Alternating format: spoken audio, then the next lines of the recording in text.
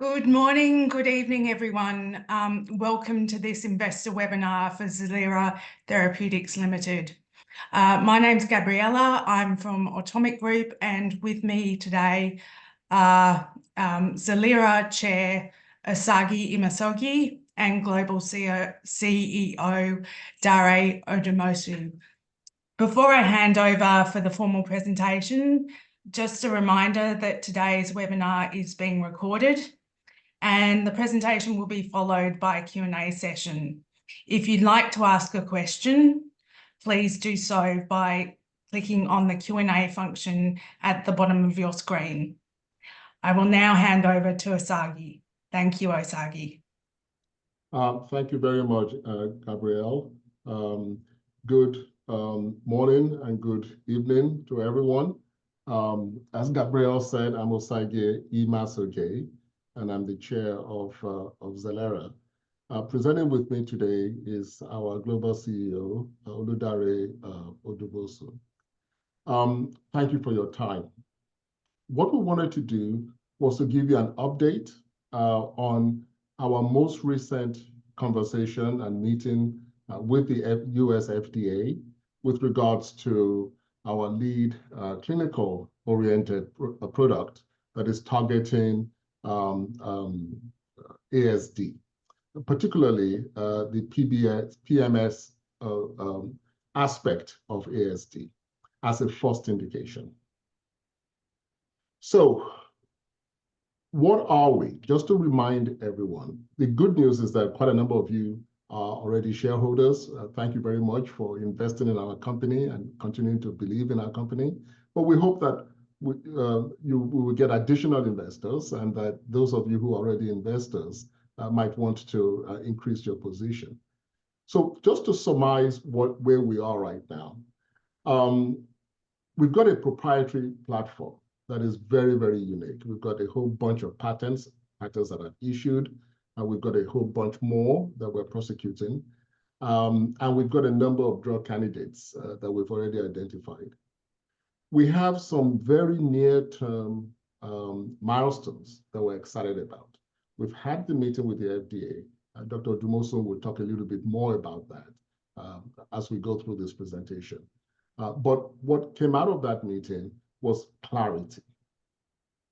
In the world of clinical development, particularly biotech clinical development, there's nothing more important than clarity. And we got clarity from the FDA with regards to the strategy that we've been talking about for a while now, and that we are now executing upon.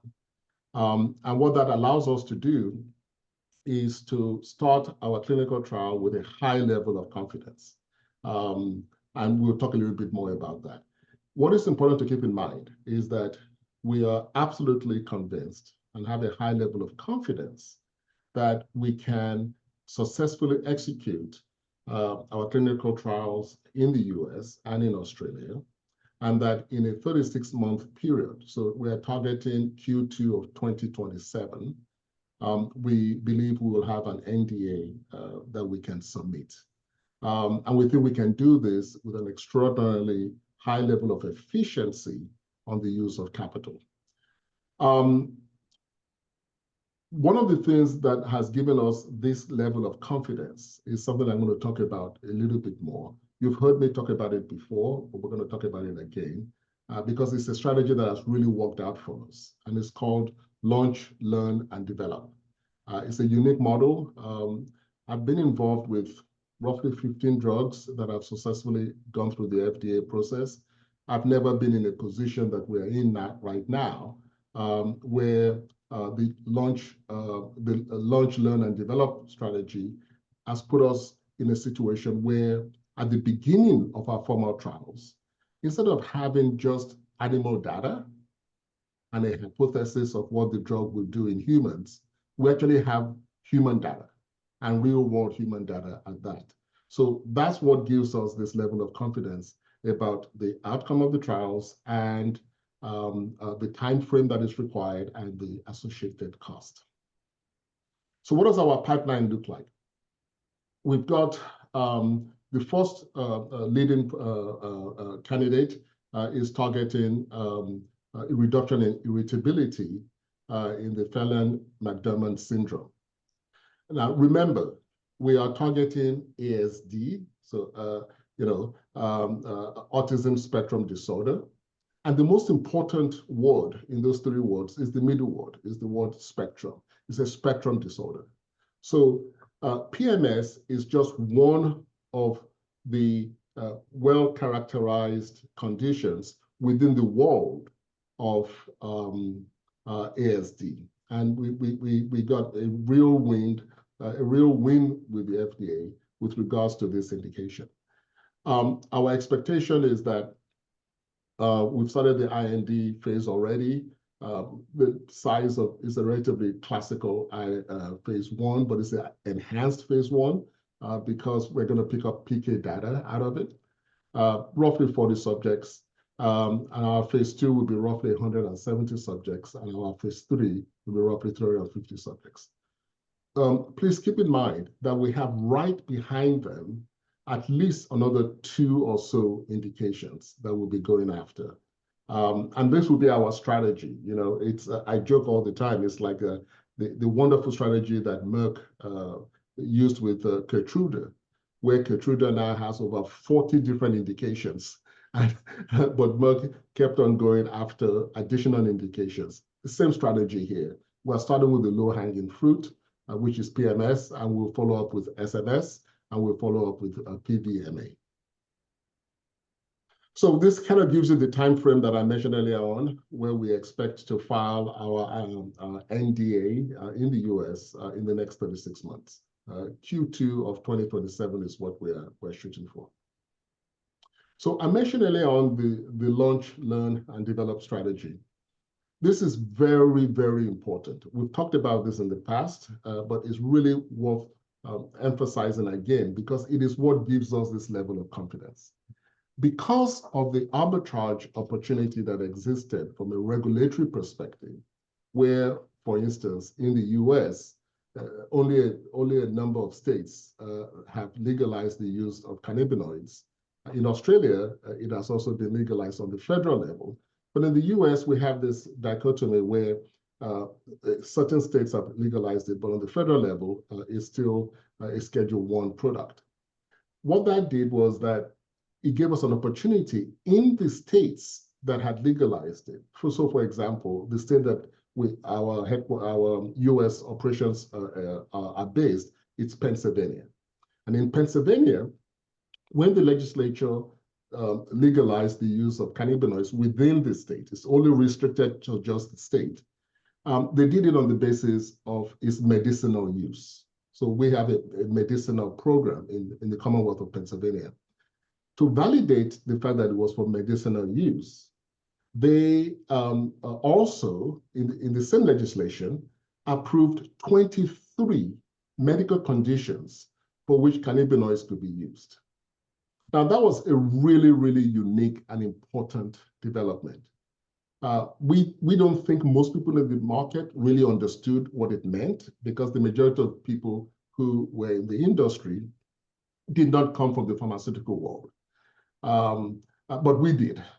And what it meant was that without any preclinical studies, without any clinical trials, without any regulatory review, the Commonwealth of Pennsylvania, through its legislature, had legalized 23 medical conditions for which you could legally use cannabinoids within the Commonwealth.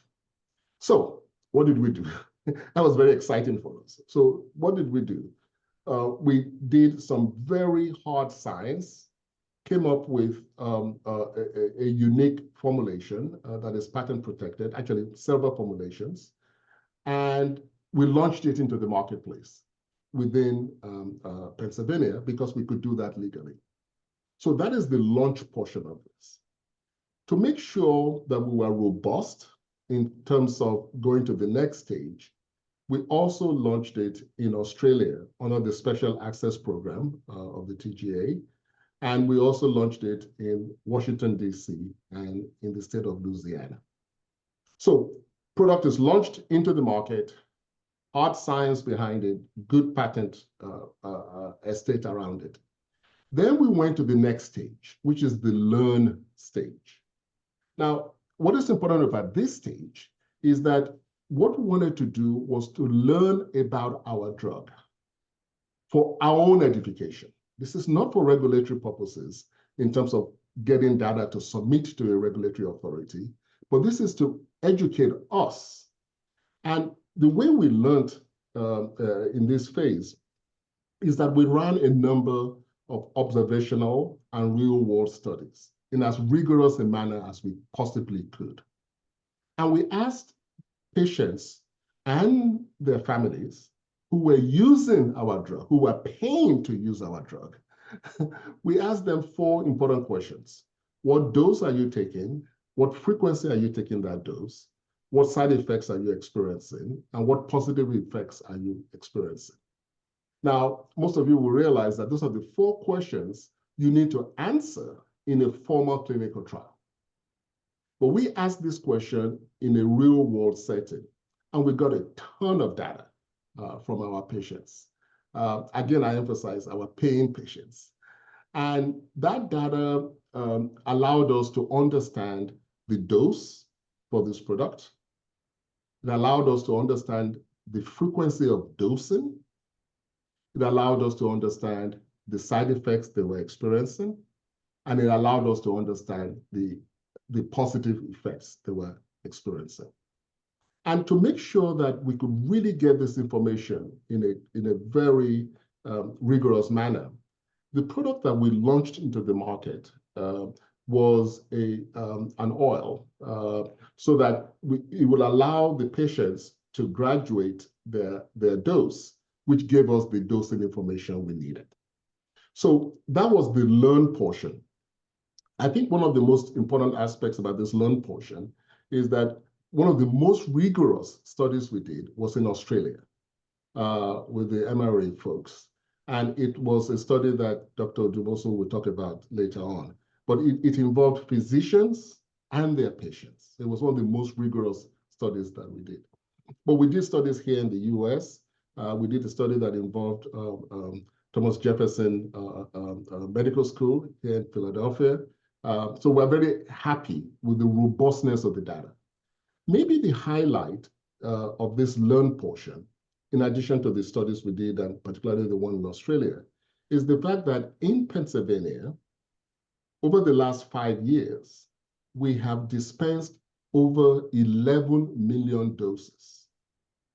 Over 11 million doses of our product into the market just in Pennsylvania. And that means roughly 250,000 patients have taken our product. And what that meant also is that the good chunk of that were repeat patients. So we're very, very pleased with that. Throughout that period, there hasn't been any kind of safety signal that came out of that. So that information, the raw data, the various studies, is what gives us comfort to now go into the 3rd and final phase of the program, which is the develop phase. And the develop phase is where we go, and we have now done it. We go to the FDA and say, hey, we now want to do a formal clinical trial. Phase 1, phase 2, phase 3. We're not cutting any corners, and we're ready to do a traditional trial. But we know the outcomes already. We know the outcomes. Remember the number of subjects we expect in each of those phases? They fall, they're a fraction of the 11 million doses that we've already dispensed in Pennsylvania over 5 years. So the duration of the studies we're going to do is a fraction of the time. The number of subjects in the studies is a fraction of those who have already taken our product. And because of our learn phase, we know the outcomes. It also allowed us to make sure that when we designed the various trials, we designed them based on the knowledge we already have on what happens with this drug in the real world. So that is the launch, learn, and develop strategy. And you can see why we're excited, because it puts us in a very, very unique position. That also is what allows us to get comfortable about the speed of development, roughly 36 months, and the associated cost, which is roughly $35 million. just to put it into context, the average time to develop a new drug is 10 to 12 years, and the average cost, depending on whose data you look at, is between $1 to $2 billion. We're doing this now in 36 months at a cost of roughly 35 million. And we could only do that because of the learn phase. All right. One of the things that also makes this program very unique that we're excited about is that we used another one of our technologies, which we've talked about in the past, our Zelira technology, to create, to move our drug from a tincture. Remember, that's what we launched into the market, a tincture, because we wanted to see the titration so that we could get a sense of the dose and the frequency. What we're taking into the clinic, however, for the former clinical trial, is actually a pharmaceutical grade capsule. And we've been able to do that by using our unique technology known as Zelira. And the result of it is that it's allowed us to convert our tincture into a pharmaceutical grade, a number 2 pharmaceutical grade capsule. So here's what it looks like. It's a relatively small capsule. It's pharmaceutical grade. It's a number 2. And that is what is going into the clinic for the formal trial. So this is a quintessential biotech study.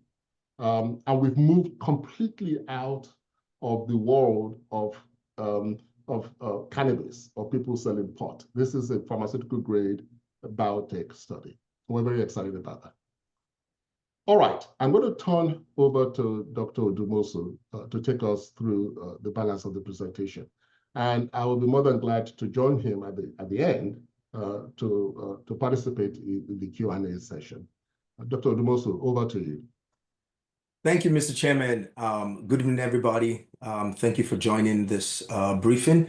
We are particularly pleased to share with you why we are confident to move forward very efficiently, very quickly, with a great deal of understanding, and why we are laser focused on bringing what could potentially be the first designed cannabinoid drug for the treatment of an indication that is comorbid within the autism space. We're focused, as Mr. Chairman said, on a subset of genetic subset within autism. That is a very strategic focus that allows us to do a few things, and I will talk about that very quickly. Within our strategy, and with the clarity that we now have, which is of great value to us coming out of the FDA meeting, we know exactly what we need to do we know what we have by way of an investigative drug. We know exactly what we need to do within our phased studies. We know the exact crisp endpoint that we're going after, which is a reduction in irritability. By the way, this is the same endpoint by which the FDA has already approved other drugs secondarily for treatment of irritability within the autism spectrum disorder, which I will talk about. We've spoken with the FDA about it during our pre-IND meeting. We're very clear as to the validated scales to measure the endpoints. We know the dose ranging or dose escalation range of the therapeutic window for which we want to investigate. And we know the exact population that we're going after. So from a drug design, from a clinical trial purpose, and from an efficiency perspective, we have radically bent time with this clarity that we have at this point. Next slide, please. Not only do we have clarity with regards to our drug design, our investigative design, and our path to an NDA inside of 36 months, we also have an understanding to postulate, to hypothesize by way of a mechanism of action. This is particularly important because while it is not critical, and many of the drugs out there, frankly, do not have an elucidated mechanism of action, I like to refer to the GLPs that are on the market today that are doing billions of dollars, GLP-1 drugs that are out there today. There's not a clear mechanism of action, and they're indicated for multiple therapeutic indications. But in this particular case, we're in a position where we can put forward a hypothesis this early in our program and be in a position to investigate that hypothesis. And what is that hypothesis?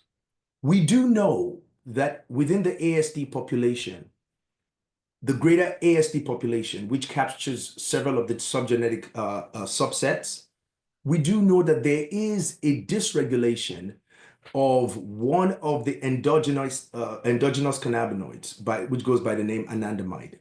By the way, anandamide is the best way to think about it is an analog, or it mimics the effects of THC. It is our own body's version of THC that the body makes, and it is a modulatory cannabinoid that is implicated or dysregulated in patients that have been diagnosed with ASD.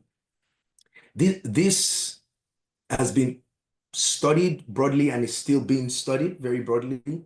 We hypothesize, in addition to our clinical program, that we believe that our investigative drug is modulating a sort of rebalance of anandamide within the body, which in turn has several metabolic, neurological, and other effect modifications that results in the reduction of cluster symptoms, the first of which we're investigating, which is irritability, in the PMS phenylmedimer subset of the greater ASD population. So taken together, we have a clear clinical plan, we have a hypothesis, and we're ready to move forward. In fact, we've already started the work. Next slide, please. Just to give us a sense, I always want to draw us or to center us as to why all of this is important. It is always important. I have, in addition to my scientific background, I have I'm an epidemiologist in my other life, or in my one life. And I see the work that we do through the lens of the distribution, the deterrence, and the determinants of health or disease or in a population. So what is the burden that we're dealing with? Autism spectrum disorder is a spectrum disorder that has no cure. It is a spectrum disorder for which the current therapies that are available today are materially ineffective. It is a spectrum disorder that affects 1 in 44, which is soon to be revised to 1 in 36, mostly children. It is a spectrum disorder for which there is a huge financial burden and a significant impact on quality of life, not just for the person living with the spectrum disorder, but also for the family, one that materially burdens both our economic and our social structures. Next slide, please.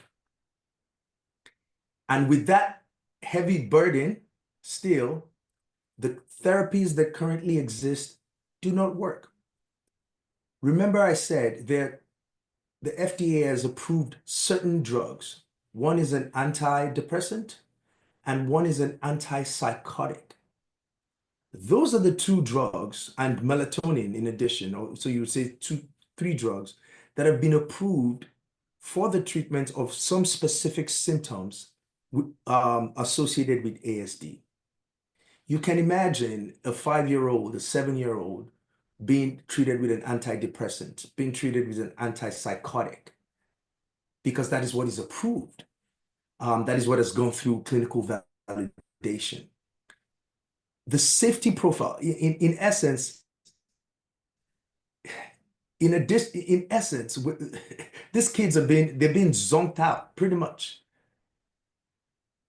And the safety profile that is associated with these drugs are so debilitating. These kids have hormonal imbalance. These kids suffer from additional weight gain. These kids they're sedated. Some of them throw up violently. And yet, these are the inefficient therapies that exist. It always causes us to pause when we think about these current therapies, but at the same time, gives us the motivation, knowing that we are in a position to clinically validate the therapy that we have within our platform and to move forward, especially with the clarity that we now have from the United States FDA. Next slide, please.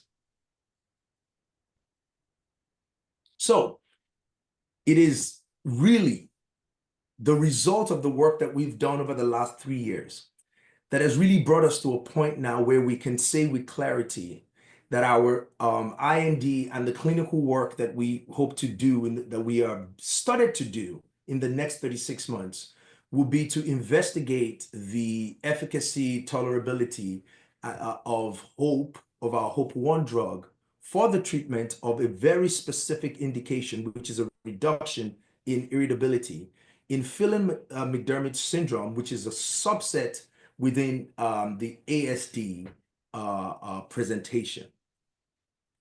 And why are we additionally excited about the clarity we have from the FDA is that PMS is an orphan presentation.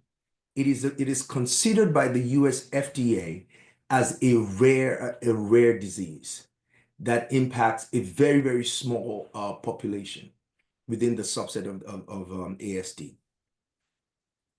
In addition to getting our drug validated, we also know that there is a path within the FDA for which we can pursue and we will pursue. And upon achieving that status, which is called the orphan designation status, it will allow us to rapidly and in a very accelerated fashion drive our clinical trial through FDA validation towards registration. And when we are successful, it will allow us to enter the market with a very unique position, which include one, we would have a period of about 7 years of market exclusivity in the US that also allows us to fast track our position both in Europe and in other territories where we hope to register our drug, our approved drug. Mr. Chairman mentioned in his comments that one of the reasons why we have, or the reasons why we have this level of confidence is the fact that over the last 3 years, we have done the work to validate our drug using this very unique strategy we call the launch, learn, and develop. One of those studies that we carried out that gives us a great deal of confidence at this level is that we conducted a real-world evidence trial under the auspices of the TGA in Australia in a clinical setting where physicians prescribed this drug, our HOPE drug, to actual patients diagnosed with ASD and monitored within a clinical trial setting, an observational trial setting, the improvement or the change in the severity of the illness, which is measured by a scale called a Clinical Global Impression Scale. We reported the results of this study in 2022, and we were very pleased to report that a few things. One is that the drug was tolerated. Two is that we saw a very, very clear and modulated efficacy of our drug in impacting the physician's assessment of the severity of the illness within that population. So again, as Mr. Chairman said, this was our tincture. It allowed the physicians to titrate the dose. It allowed them to escalate or de-escalate as required. It was in the real world population for which in this study, The youngest was just a little over 5 years old, and the average age was about 14 years old. But also the duration of use, the average use was about just a little under 5 months, and up to a maximum of about 9 months, which captures a very wide range of time period for which the assessment could have been done and validated to give significant effect modification. The result was quite pleasing. The next slide captures it very much more efficiently. Next slide, please. You would see that in the column that says month number 1, there is a distribution within the first month of use of our medicine. There's a distribution of reported levels of improvement. In fact, some of them said in the first month of use, they thought their symptoms were worse. Just about 56% of the patients reported much improved. But as time went on, month 2 to month 3 to 4, and by month 5, 100%, every single patient in the study reported improvement in their symptoms. Again, as measured by the physician's assessment of a change in the severity of their illness. So when we say to you as our shareholders, when we report to you today that going into the clinical program, the developed program, the official clinical program, we have an understanding of what to expect. We know how our studies are to be designed, and we can do that efficiently within within 36 months as against 10 to 12 years, and with an efficient deployment of capital. It is because we have an understanding of how the drug performs in the real world. Remember that our FDA trials, our TGA trials are within controlled environments. And as you saw within our timeline understanding, it requires about 40 patients within our phase 1, which are about 70 plus patients within our phase 2 studies, and just 170 patients, and then just a little under 400 patients within our pivotal study program. So again, we have a great deal of confidence because we have an understanding of how the drug performs in a real world setting. Next slide, please. So we shared with you a version of this timeline before we went to the FDA. I am pleased to report to you today that we successfully completed our target product profile. We prepared our dossier for the FDA meeting. We tendered it to the FDA. We received very positive response by way of an invitation to our meeting. Our CRO, Ingenu, which we have introduced to you shareholders, but I will speak a little bit more about, did a heck of a job with our team, putting together a very clearly, very clear package for our dossier that led to our meeting with the FDA. And that meeting was successful on July 10. And we are laser focused now in driving through the clinical program because we have clarity from the FDA. We're driving through our phase 1 study, as Mr. Chairman said. It is, he calls it well, I'll tell you what I call it. I call it a supercharged phase 1 study because we have discussed and we have an understanding of how the FDA is comfortable with driving that study to get additional value. And that is the case along every step of our study.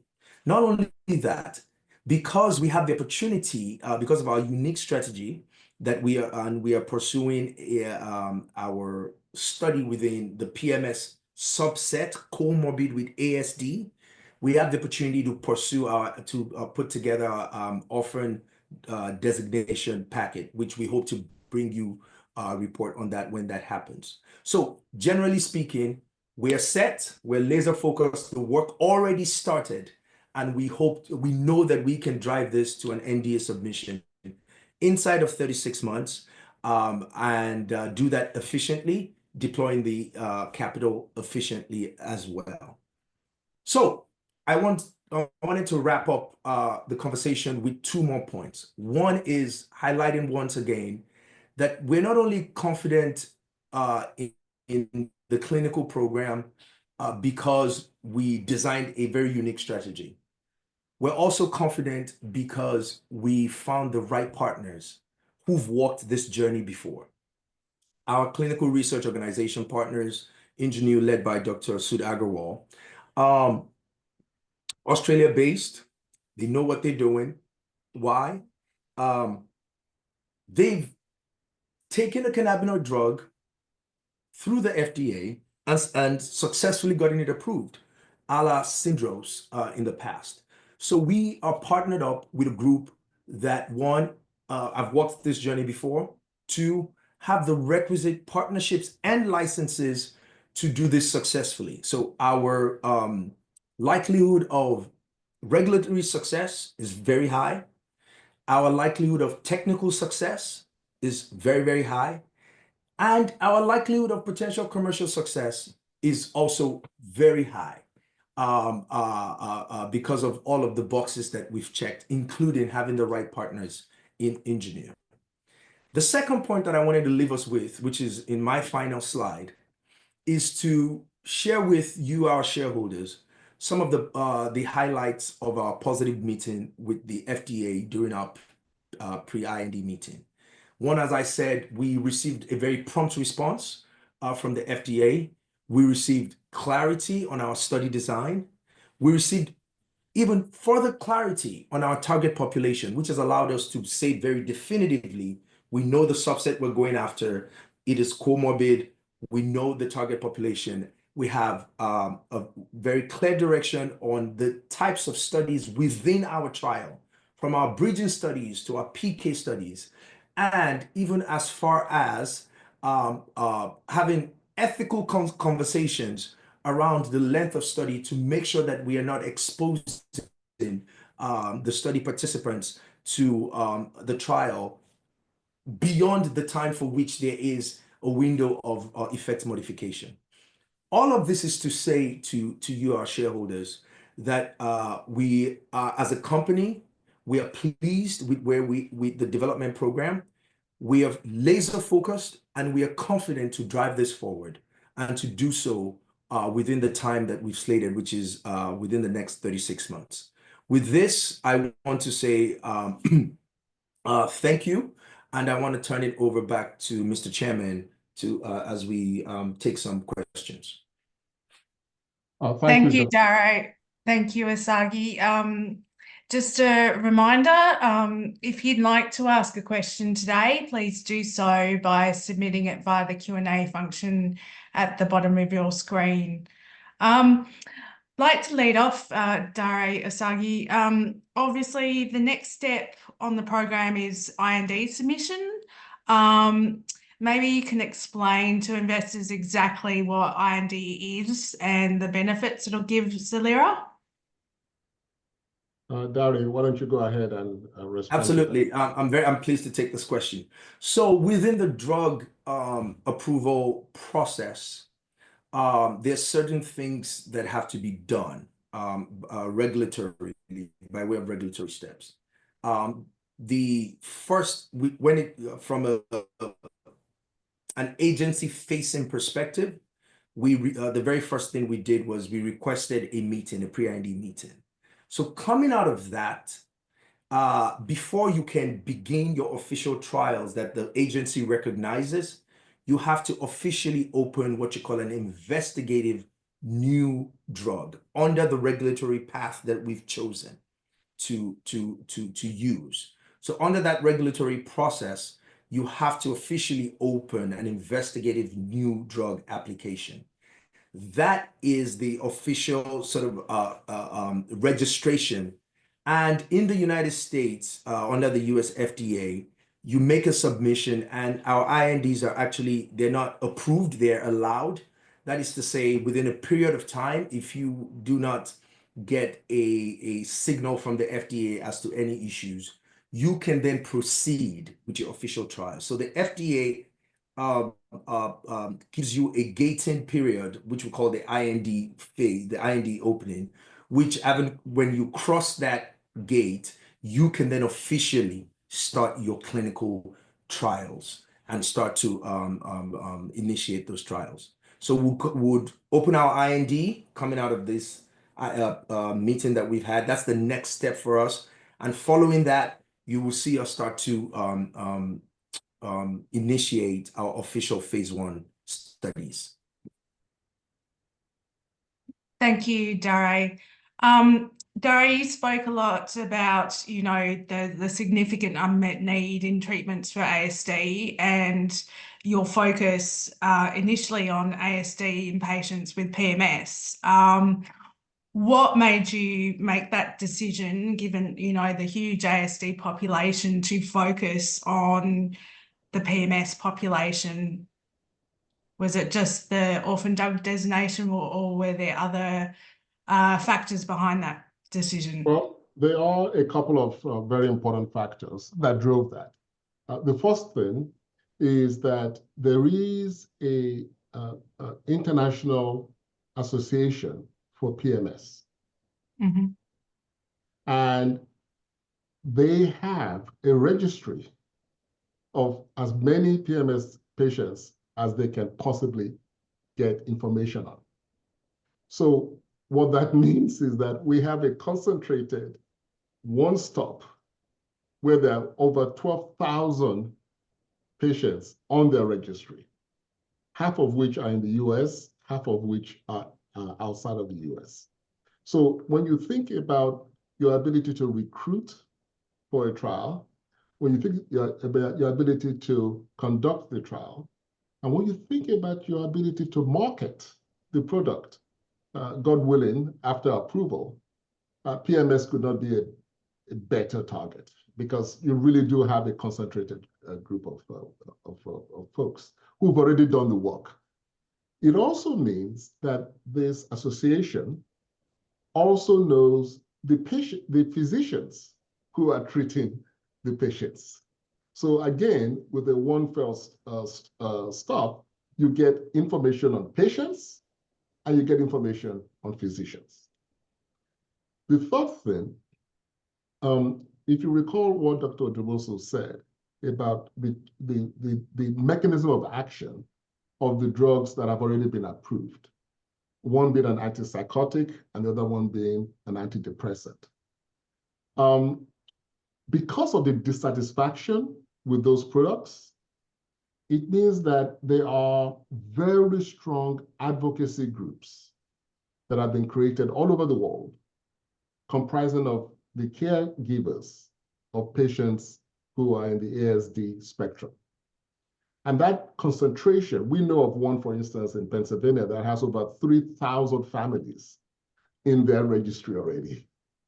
So again, it makes it much easier once you get to the back end, which is where we believe we're going to get a good outcome in our clinical trials, because we already have the information. But if that happens and we get approval, as we're hopeful for, then it makes it easier to market. So PMS is a very, very good target, in addition to being an orphan indication. I think it's important to reiterate the fact that this is the first. We're going for the lowest hanging fruit.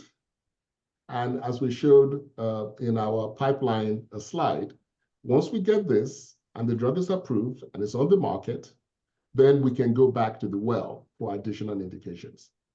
One last thing. One of the biggest positive outcomes for us from the FDA meeting was that we got an agreement that the indication that we're targeting is PMS that is comorbid with ASD, which is really important, because what it does is that it signifies that this is part of the ASD continuum. And that is very good in terms of giving comfort to physicians the caregivers, and ultimately the patients. Dare, is there anything else you want to add that I missed? No, Mr. Chairman, you spoke very well. I was going to say, in addition to what he said, the science also led us there. We did a great deal of work. When we started to get the signals from our real-world study, we immediately began to have conversations with some of the world's leading minds in the space. We've had conversations with some of the scientists that identified some of the genetic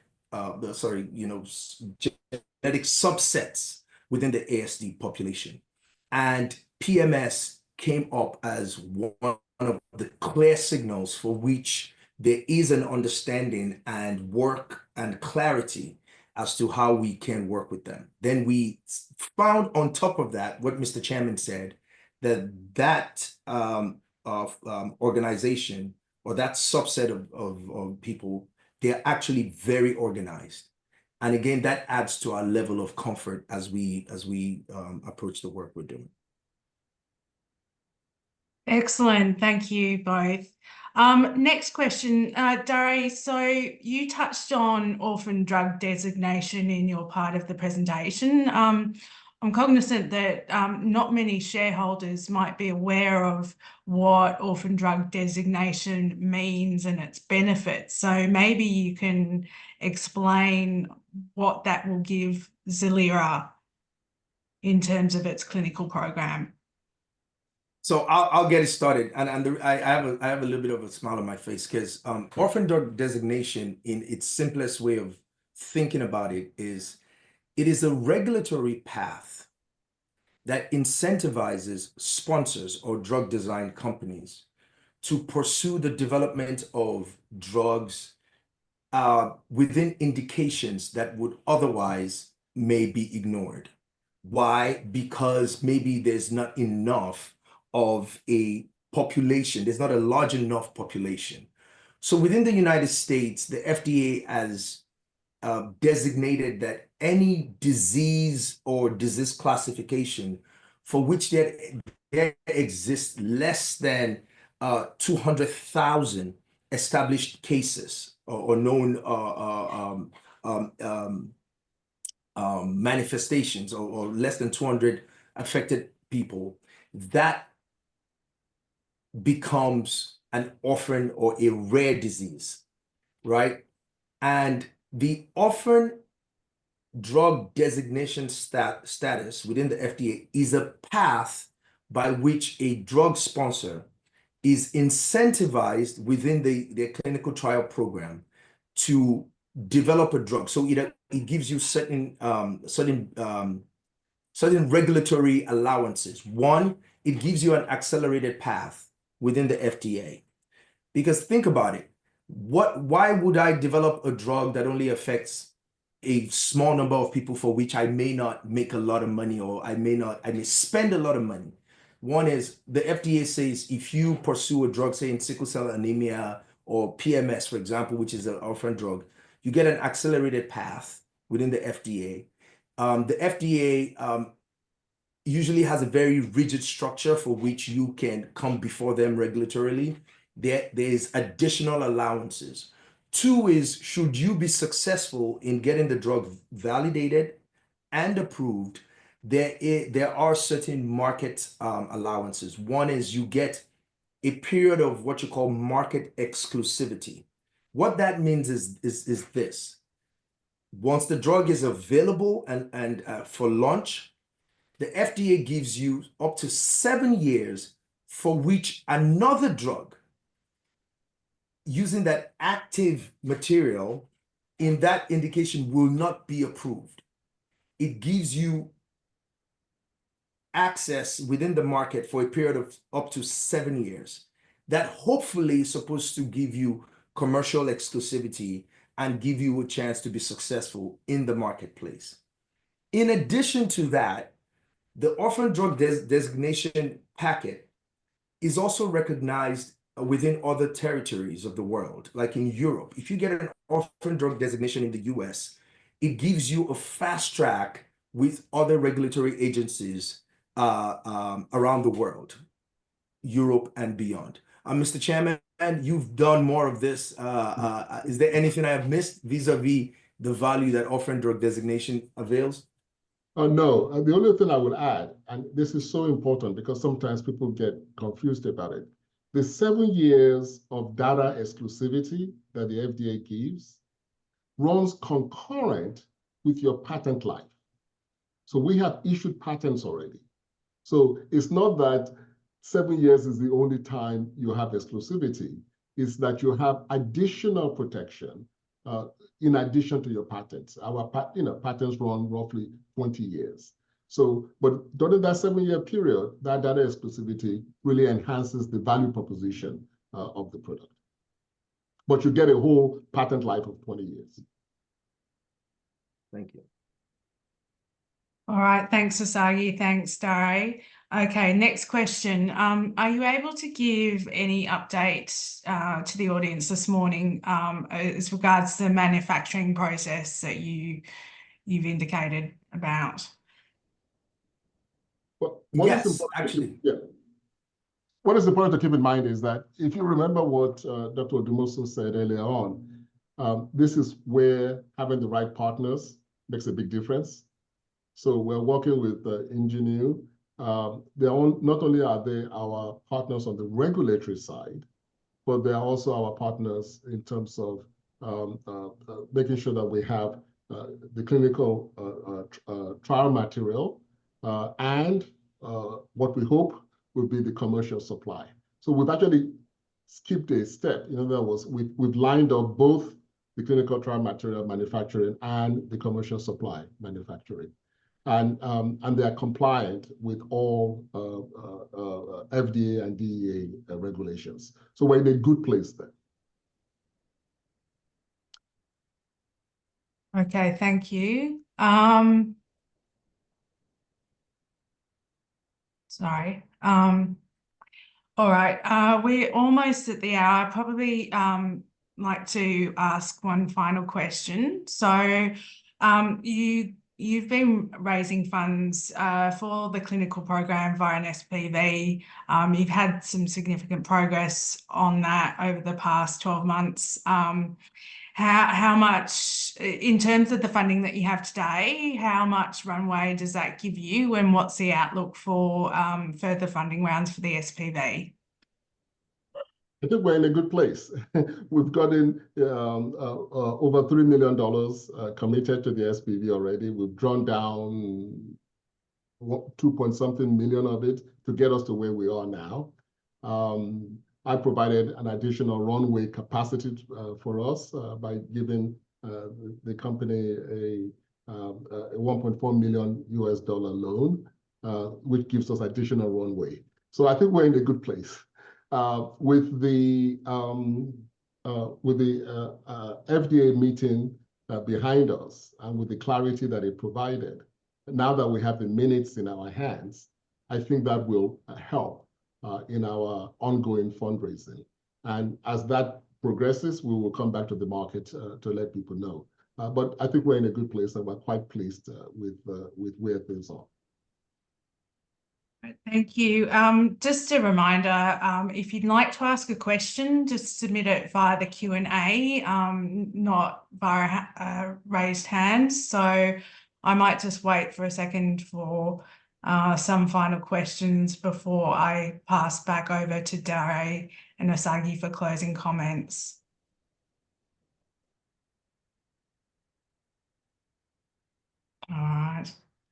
All right, back to you, Dare and Osagie, to close us out today. Thank you. Dare, why don't you start and let me end. Thank you to our shareholders who have joined us and to those who would be watching this later.